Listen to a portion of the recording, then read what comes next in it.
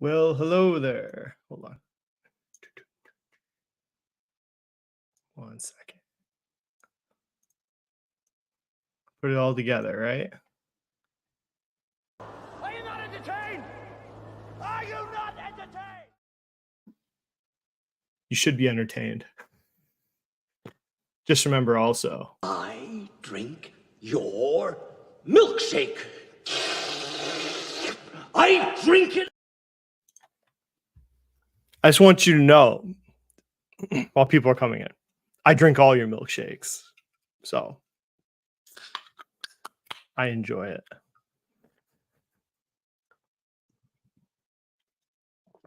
Whoa, whoa, whoa. Perfect show to fall asleep. I don't know if I'm honored or if I should be like offended. Although I do the same thing. I watch I don't know. I can watch TV right before I go to bed. Doesn't bother me. I just turn it off and off I go. Or I read. So be on the lookout. I haven't done an actual investigative, well, I don't know if you call it educational. That's a kind of a stretch video. Comes out tomorrow. So I have another one on the back burner. I have an ETF review. So if I can find time, be fun to do all that stuff.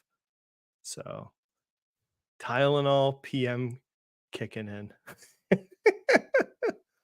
Oh no. Wait a minute. Okay. All right. I think we're good. Let's go Dan live stream. Woo woo. Always late. It's always late. I have to finish work, go to the gym, did video recording, gotta play some games first, and then here we are. Usually there's some podcasts that I watch from like 9 o'clock, like 9 to 10. There's a few that come on here and now. So, anyways, off we go. First topic. So the EPA came out with some new rules, which I kind of thought was interesting. So here was the announcement. If you don't follow these things, that's okay. Maybe it puts you to sleep. So they finalized and they say the strongest rules ever. What really happened though, so they say the strongest emission standards in the world, we're the greatest, whatever. They wanted to make it like Biden was like, you're going to buy an electric vehicle. F you, I don't care. By like 2032, I think it was, you're going to buy an EV. So that was what he wanted to do. That's not what he did though. So don't worry about the headline. What happened was that Toyota got their way basically. Toyota lobbied, okay? And honestly, the UAW did probably too, I'm sure, push back. So the unions, Toyota pushed back and like, whoa, whoa, whoa. What about we're not going to be ready for EVs and people should have options. This is America, stuff like that. So the rules were much lighter than the administration would have liked. Okay. So no, these are rules, not a law. Okay. So if the other guy gets in, this all could get changed. Okay. And Trump has made statements that he wants to go after California because a lot of ways, like California leads unofficially the automotive industry because California is the biggest market. So California will set standards, and then in the past, companies would just adopt that for like the rest of the country because they were like, well, we don't want to make two cars, so we're just gonna piece California. And I think he fought that in his first term, and he's indicated he would again fight that because like the federal government should set automotive emission standards, not a state, right? So if we actually look there, what did it do? Hold on. So here's final rules. We don't need to read all of it. Or here's like the fact sheet. I'm not going through the whole reg. We'll lose anybody. But you can see. So standards are technology neutral. EPA expects manufacturers will choose to produce a diverse range of clean vehicles under the standards, including cleaner gas vehicles, hybrids and plug-in hybrids, and full battery. So, and then this part, I guarantee you this was what got added. I guarantee you Biden didn't want to put this in there. And they did though. So the rule is key to expanding vehicle choice and saving American drivers. More than 100 plug-in hybrids and full electric models are now available. That's late here. Sorry, in the U.S. So here is the way it's going now. Which I've been telling you this for. When was my first Toyota video? It must have been like a year ago. So, and I've said it, and I'll keep saying it. Toyota was right. Toyota's right. All right, not Tesla. Toyota's right. They have pushed consumer choice in this matter. One power source is not the answer to clean transportation. At least in, I would say they're saying by 2032, there's nothing to stop this from getting pushed back even more. If we go into a recession, lots of things could happen. This is a rule, not law. This can be changed. Okay, there's a difference. Regulations come from law. So this is different. So they can't make regulations; they can make rules. So here it is. So I think, yeah, the what's under the current is that the administration didn't get what they wanted. And you can look at hybrid car sales are growing like crazy, whereas you can see electric vehicle sales have kind of plateaued in some ways. Hybrid sales are going off the charts. The growth. So I think that's going to accelerate for the next foreseeable future. If you want to invest in automotive companies, that's up to you. But I'm just telling you how I think it's going to go, continuing. So this is just an article. Toyota. I don't think Toyota originally planned to be a laggard. I've said this before in EVs. I think it was basically they had like a dinosaur guy in charge. He's out.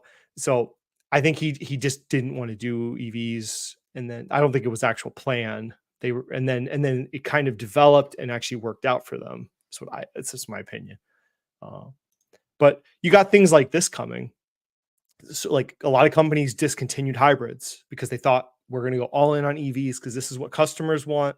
When everyone had stimmy checks and low interest rates during a certain period, I can't say clown market during the last few years, right? Cars were cheap to buy. Everyone had government checks. EV sales exploded. Everyone's like, this is the way it's going to be. Now we're back to reality. Interest rates are, more reasonable. Not everyone's got big checks anymore from the government. So people are like, do I really want to pay, 50,000 for an electric car, 100,000 for an ugly looking electric truck? And then it's more expensive to maintain. It's more expensive to insure. You have to be concerned about the range on it. When you do road trips, you're now going from terminal to terminal. You're not even going to your destination. So people don't want it. A lot of people are not ready for it. A lot of the country has not got the infrastructure to support EVs. If you come to the East Coast, where I am, upstate New York, we are so not ready for an electric vehicle future. It's just we don't have the charging network.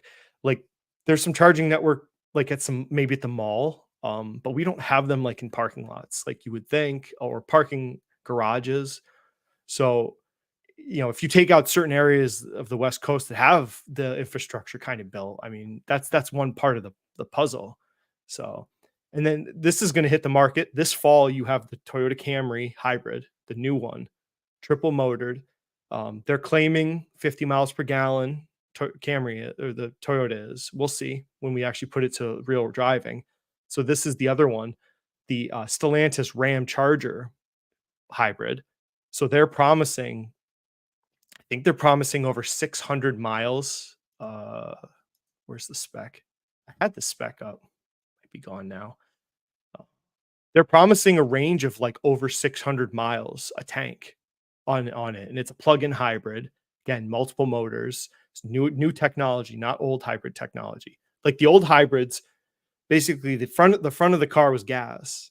The back of the car was electric motors because they could just slap the electric motors on the back if it was a front wheel drive. So it wasn't really an intentional designed electric vehicle. The hybrids that you were thinking of in the past, these are new generation hybrids are going to start coming out this fall. I think they're going to blow people's minds in cars. So I'd be very concerned owning a pure electric vehicle company at this point that has to depend on that. So take that as what you want. Rivian it's very intriguing. If their magical refit works out, it could be a good investment, but you have to believe I mean, you'd have to dig because it's very obvious what they said in their earnings. They are going to be profitable, they said this fourth quarter. They're refitting their factories to be more efficient. Okay. They're very red per car or per truck. So, and then they're coming out with a cheaper model. Um, not this year though. I think it's next year. So, I don't know. You can do what you want with this. All I tell you though is GM looks like their performance has done well, but that's because they're buying back their own shares like crazy. I mean, I've never liked General Motors, so um, but it has performed since they've started buying their own shares back like crazy people. Um, this has performed. Toyota's performed. Ford has performed. You know who hasn't performed though, don't you? I bet you know who hasn't. Um, so it is what it is. I I I I was gonna buy Ford under 10, and there was just other opportunities at the time. I think it was last fall, right? Yeah. Oh, I looked at it too, and when it dipped under 10, that was what my range was, and there was just other things I was more interested in. So, whatever. It's not. I don't regret it, but there's certain range that Ford is interesting. I'm not interested in General Motors, but I don't know. I hear some of the Tesla people talk about they're bringing up robo taxis again, like it's going to happen. Okay, I would love to debate one of these people. Really, I really would love to debate a FSD robo taxi is happening guy because I would. They don't understand government rules, and they think the government. And they'll always say the government will not stand in the way of innovation. And I'm like, well, if it's a safety concern, they will. They damn well will. Like, are you kidding me? The government's not about efficiency, right? It's not what it's for. And the same thing. Um, could they stand in the way of artificially intelligent, an AI designed building? Okay. So if you're saying they won't stand in the way of innovation, you don't think the government would say maybe we should pause the whole thought process if we're like, oh, AI can just design buildings. We don't need humans to do it. I think the government would have something to stop and say, okay, we're not doing that. Not for a long time without lots of freaking safety studies. Same thing with this FSD crap. But except FSD is 50 states have to approve this. And it's if you can't take a person out of the front seat, to me, it has no value. It's valueless the way it stands. It's not it's not FSD, right? You have to be in the driver's seat. You're responsible for the car. It even says it when you drive with FSD. So that it doesn't matter how good it is. It doesn't take a person out of that driver's seat. And Waymo had a small contract in one city and they had no driver. And then I think it was a kid or an old lady. They hit an old lady or kid and dragged them. Now they have to have drivers back. So, and then they, some of these Tesla people like think, I've heard them say on podcasts, they think people will pay a monthly subscription for FSD. And I've said this with Jesse. The only thing that logically makes sense for Tesla is because they were just going like crazy, dropping margin or price. I'm like, if their subscription model, I get it, but no car company's ever come close to subscription model. The closest thing you could have was General Motors with that subscription OnStar, right? That's probably the closest the car companies because it was a subscription service um, to your car, but it never really was that well regarded, and it was really only a luxury feature for like Cadillacs and higher end General Motors vehicles. So it wasn't like something that really made a big difference in General Motors. So I don't know. I just no car companies ever cracked that to have the public willingly accept that you're going to buy like a $50,000 car, make that payment, make your insurance payment, and on top of that, you're going to pay $100 a month for something additional. Um, I don't think it's culturally acceptable, and that's a tall hill to climb. I think, in some degree, having people be okay with that, right? So that's just whatever. See who's here before we keep going. Internet warrior. Andrew is here. Hi, Andrew. I got to get my chivalry 2 time in after this. It's been a long day. Let's see who's here. Oil is going up. It's kind of funny. Natural gas is like historically cheap right now. And this was kind of one of the topics I think Jesse and me had talked about, and then some of the other people is like for solar panels, it's like you have to have low interest rates for the loans that you take on for these panel systems, and then also it's a choice. You're either paying up front for the panel system, and you compare it to the cost of heating your house through other means like natural gas, let's say. So where is it? Yeah, I mean, natural gas is freaking cheap right now. So yeah, I'd be terrified. I hate those businesses. I hate commercial solar. I think is separate, but like residential solar, I think that's such a shit show of a business. Like it's just so much risk you're taking on with that type of a business, that you're having customers take massive loans for a product they honestly do not have to have. They don't have to have any solar panels on their roof. It's not even like they have to pick yours or a competitor's. Nobody has to have solar. And a lot of places too, like you have to have a new roof. Like my brother found this out. Like they won't put solar panels unless you have like a 10-year younger roof, because if you're gonna put solar panels on a old roof, right? Then you have to replace the roof. It's very expensive to pull the panels off. It's a liability. So that's just another cost. If it's not a new construction or a replacement roof, they're not going to put solar panels on it, and you can't put solar panels in your yard. They have products like that with like a solar flower. Those don't. Most municipalities, I doubt you would let you hook that up to the grid, and then you won't get the credits because it's not attached to your house. So I can't. I don't like that business really much. Commercial might be more interesting. There could be more of a benefit to a corporation. Corporations consider things like carbon offsets. People don't really consider something like that. So there's political motivation for corporation, not just economic benefit for solar type systems. But then they catch fire also. I think some of them did. Uh, Not since poor inclusion. Yep. Tesla has done crap since it came in the S&P. What happened to So they still have it.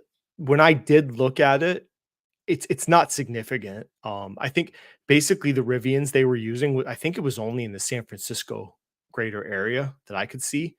And the difference now, though, I think I did read Rivian can sell their electric trucks to other companies now.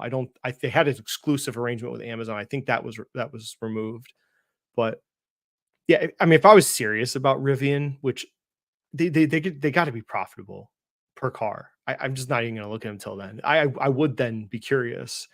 They also had a software attached to that commercial car system, or like a fleet management software. I think they had on their website.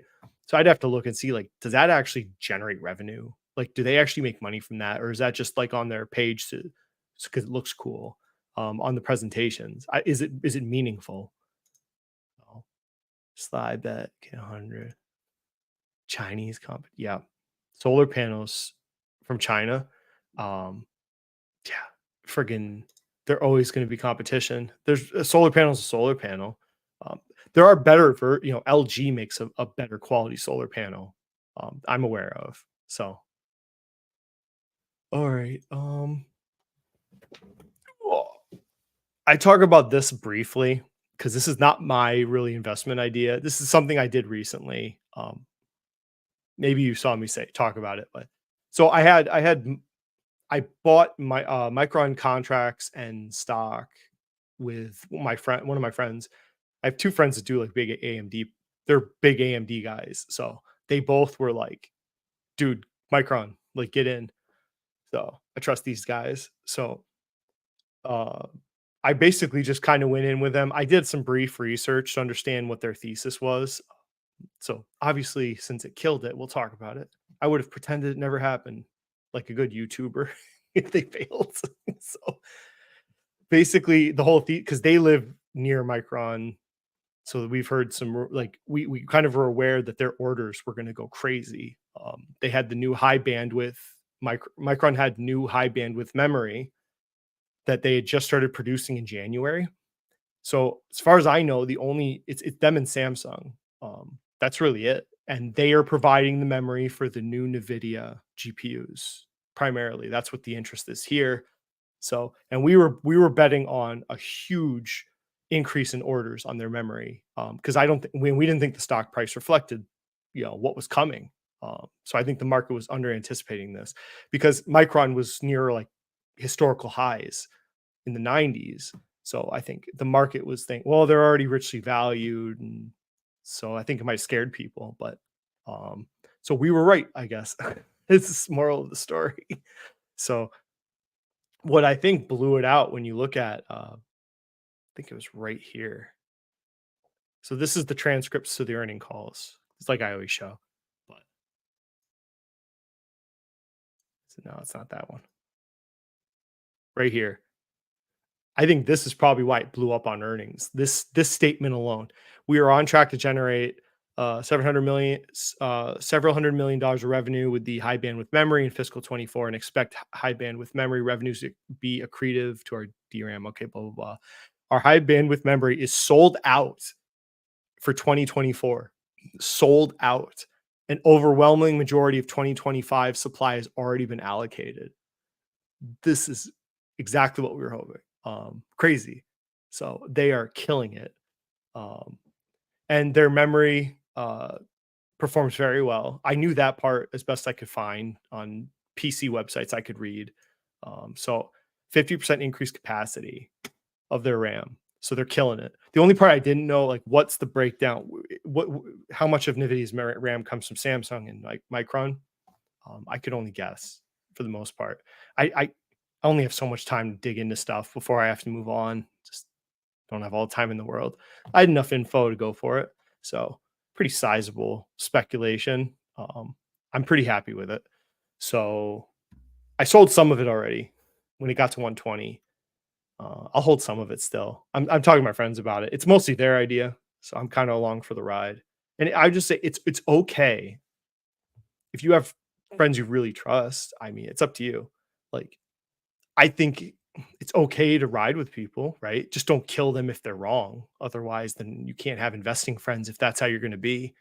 Um, but I didn't badger them about every detail about this. Honestly, that's kind of a dick move to your friends. You either get some basic info and ride with your friends, or you don't. So that's just my opinion. But worked out. So they rode with me when I bought Ford. When I bought Ford, said I told them to do it. So we've done pretty well together.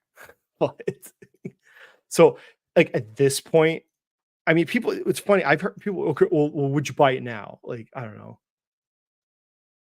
I don't know what to tell people. Like, okay, it's a different discussion. It's not a $90 Micron now. Now it's a $120 Micron. So I don't know. Would I buy it now? No. I'm here still for the ride for some of it, but I'm not. I mean, if you want to complain, tough shit. I don't know what to tell you. People don't, and it's kind of weird, honestly. Like, it's uncomfortable for someone like me. You have a thesis, you buy it, and then you talk about it before it even happens. It's kind of weird. Um, it's uncomfortable to some degree. I do it with some of them when I feel better about it, like Disney or something, or master brands. But I don't understand. Some of you, it's very difficult to put yourself out there like that when you really have something like this. And I believe sometimes, if you talk about it before it happens, this is not going to happen. Um, so I can only relay now my thoughts. So there it is. This is not a long-term investment because they still are a commoditized product, but it's getting less commoditized with the more advanced AI technology. I think that thesis is not so applicable now because it's not just commoditized memory. Now we're getting into, very specific types of memory that are designed for AI. I don't think so many memory companies can do this. I think it might just be Micron and Samsung right now. So I don't know if it's such a commoditized business anymore, which might have scared people at $90. So maybe some degree it's a different the company is a different company almost as far as valuing it. So I don't know how far it can go. I've seen some people say it could be $150 Micron. So I don't know. I secured some profits and then we'll see.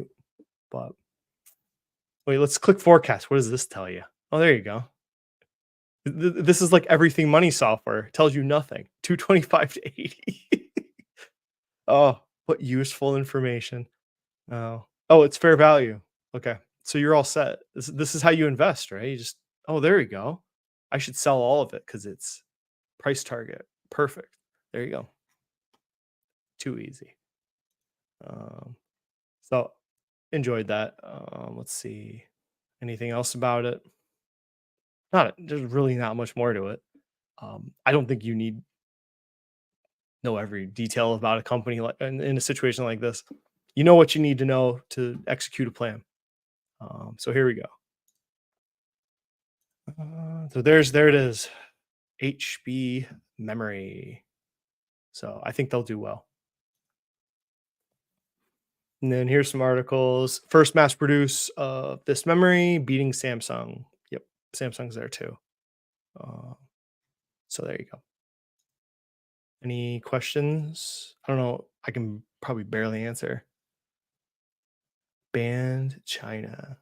Um, and people are like, oh, China will come in and commoditize and copy their products. I'm like, the longer we move on, I don't agree with that. And then there's political blocking that too now, where we're sending worse chips to China. It's going to affect the trade balance with that. But I don't believe in that whole China's just going to take every freaking technology and copy it for cheaper. Some people believe that so much. Like China's not going to dominate the automobile industry in America. It's not happening. Some other parts of the world maybe, but okay. Um, Here we go. Trump. So where is it? Let me show. So this is funny. So I saw this article. This guy's Wall Street Bets.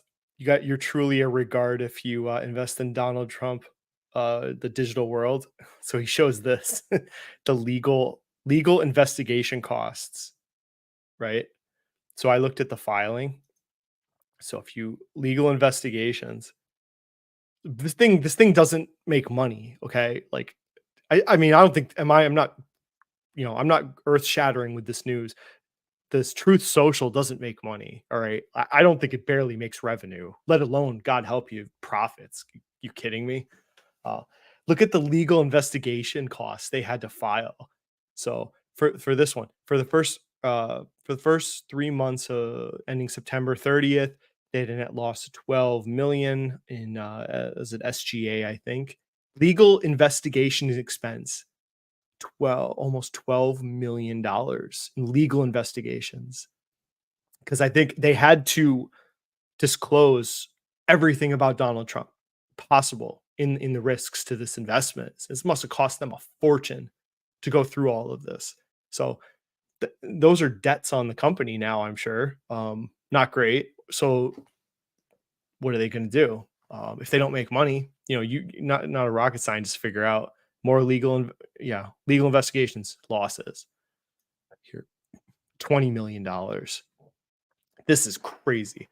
So they don't make money. What else is there to say? You all know what this is.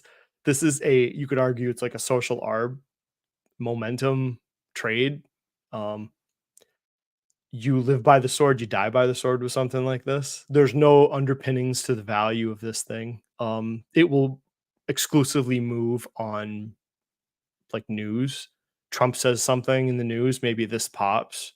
So you're not buying this based on if you try to DCF model this, I'm like, what are you doing? Really, that's not the type of investment this is. This is why I say like not every investment can be looked at the same way. Yeah, this is not a DCF investment. You want to ride that wave, go for it. But there was also a guy that took out a lot of money on GameStop, took a loan out, made a huge play on GameStop on Wall Street Bets, and I think it was 20 grand, so not like huge for Wall Street Bets, but it's just all of a sudden there was a post like I'm going all in on GameStop, and I'm like, I hadn't heard anything GameStop, and then you go look at what happened to GameStop. It got murked. So I don't know what the hell the kids saw, but yeah, bye bye. There goes 20 grand. So It's no different than the Donald Trump thing. Um, maybe you make money, get rich or die trying. I guess we'll see. But there's nothing underpinning this. Uh, I originally thought that he didn't have a lockup, but I was reading it quickly for us. There is a lockup for 6 months for Donald Trump, but and he can't take like margin. My understanding is out on those ownership stake he has, but I guess the board, with the approval of some investment firm, could override that to let him sell early. Um, so there's that. But I don't, for the near term, he can't do anything. And he's got a lot of the shares of this thing. So it's already run up. If you're in it, if you made some money, good for you. Mm. Other than that, where- so the Reddit thing, I covered Reddit's filings, so I have doubts about their plan to grow. So it's kind of funny, of course. And I thought about buying some when it IPO'd, because it's been a long time since I tried to buy a stock at IPO. So it kind of intrigued me. I don't even know if I would have been able to, honestly. Maybe it wouldn't have executed, but it ripped like crazy. I'm sure you've all seen. So it came out and off it went. So there it goes. Why is Seeking Alpha is weird about it? Okay, maybe that's better. This chart doesn't seem right to me. The only news I have on the only change I saw from my Reddit video I did last time, I guess there was some pushback about the CEO's compensation. I think they had to modify the CEO's compensation before it actually got listed, because his compensation package is insane. I think I saw it was like $170 million at this point, with tons of voting shares. So there's no activist investor coming in to save you. Those Class B shares I talked about in my last video, you're not getting any voting say in this company, not for a long time, till the original founders that are in there are out, because their B shares will convert. So it won't be like this forever. But they have I understood like their vision of what they want Reddit to be. I mean, if they execute, it's like anything. You value what they want to do. If they execute, it could be a good investment. I mean, I could see it. If they execute the way they're talking, this could double or triple if things work their way with artificial intelligence, with the advertising, the moderators stay, and they're not pissed that they're not getting paid, even though the CEO just made 170 million. They might be pissed about that. The mods got what? Not much. The opportunity to buy stock, they didn't get stock. So a lot of things have to go your way. I mean, it could be a good speculation if you understand the space better and you believe in what they're telling you. Um, it's an interesting company. I'll give it that. It's not for me. I don't understand this. Not in this line of work or anything. Um, you think Seeking Alpha is overrated? Who thinks Seeking Alpha is overrated? Oh, I see. You were asking. Um, hmm, see how worth it. I mean, I enjoy it. It's not cheap, right? I don't know. I like to read the articles.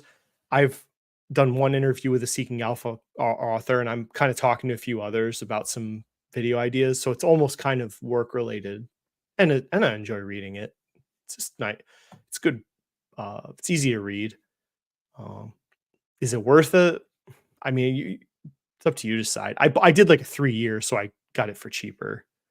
Um, I don't really invest. I don't have a lot of investment. I only pay for 2 websites, I think.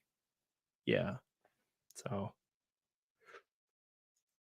I used to do Market Beat. Market Beat is like they haven't Market Beat's different because they have authors that work for Market Beat that write their articles. So that's their difference. So this one, if I remember this correctly, I had a subscription to this during 2020. So they have their own writers that write articles. They don't have just like Seeking Alpha, like anyone can write an article, I think, and then it gets inspected before. But here it's like they have their own authors. But the UI like kind of sucks for this thing. The financial data is like really slow. Like I don't understand. It takes like 5-10 seconds for stuff to load. It's kind of insufferable. But that's an alternative. It's similar to Seeking Alpha. You're not going to get as many articles, but I think they're good. This is one you could try this first and compare it to Seeking Alpha. I don't know if there's another equivalent. It's pretty much those two that I'm aware of. They're kind of similar. I don't hate them. Like I could see subscribing to this again. When my Seeking Alpha's up, maybe. So, although they keep emailing me friggin' when I canceled, I'm sick and tired of the emails. They keep reminding me to resubscribe. It's like, nah, dude. We're in the age of irrational exuberance. It really it is. Like, I don't know. Like, I'm kind of cautious. Like, I did really well. My speculations last year, I did really, really well. I've been really hesitant to do anything this year. So I've kind of my cash is like my investing portfolio is just kind of cash. My speculation account just kind of I made a few shots here and there, lower amounts. But I don't know. I'm kind of cautiously optimistic. Um, but things are working out. I mean, I can still I can still make money. It's fine. I think I showed I'm up to 20%. So I put it on Discord. I'll post. I usually will post and then I'll delete it because I don't want to leave it in perpetuity. It makes me it's weird. But so I'm up 20% of my speculation account right now. So I think that's doubling the market. But I'll be honest with you. People that complain about the market affecting their performance and that's why they can't beat the market occasionally. Like I think they're a bunch of puss bags that it's just they take excuses with anything. Um, if you know what you're doing, you can find value. I found value with Micron. I found value with master brands this year. So not even stuff from last fall. You can still find stuff. It's just don't be impatient about it. Like maybe there isn't anything for 2 months. You might not find anything. That's why you have indexes that you can do every week, and then you can look for opportunities. Because I don't have anything right now, honestly. Anything like right now that I like. So I would have liked to put more money in master brands, but I think it's still cheap though. It's still cheap. So I don't know. It kind of makes I would love to double my position in it. Because I kind of bought half of what I wanted. Uh I mean, on a forward basis as a housing industrial kind of company, I think it's cheap. I don't know. It's not as cheap though. So no, and that's what like I have indexing, factor investing, portfolio dividend, portfolio like, all that stuff. Just money goes every like week or two goes into it, reinvest. It's like I'm not in a rush to look for individual stocks. Like if something comes about, then so be it, pursue it. But it doesn't. I'm not. I don't feel like I have to. And maybe some people think you have to constantly find opportunities and constantly be dumping money into new ideas. Like YouTubers pretend that there's always ideas because they're just putting content all the time to you. The truth is, there's really not. Maybe you have Chris Camillo's talked about this on Dumb Money. He's like, you don't need constant flows of good ideas. He's like, you only need like one or two amazing ideas a year, and you will crush investing as long as you believe in them and you actually make a proper investment in them. You don't need constant new ideas to be successful. I've been mostly cash and I'm still up 20%. So I make shots and get out or something to hold, but it hasn't been as many ideas as you think. AMD likes Ford. Hmm. Oh, like for their cars. That's interesting.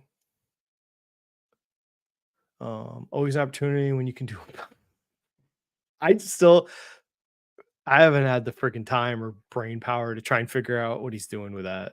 Um, I kind of I focus on what I want and I try and stay on task until I can move on. Um, like I haven't even finished looking at the DoD budget to think about military investments. It's on. I have it. I've kind of skimmed it, but I'm just other things right now. So yeah, that'll be soon. I likes Ford. I think Ford like you can tell anybody if they say legacy auto, tell them Dan Weston thinks they're fucking stupid. There you go. I think they sound like clowns. And they don't know what we're talking about. But anyways, I think that's all the topics I have. Trying to keep videos shorter.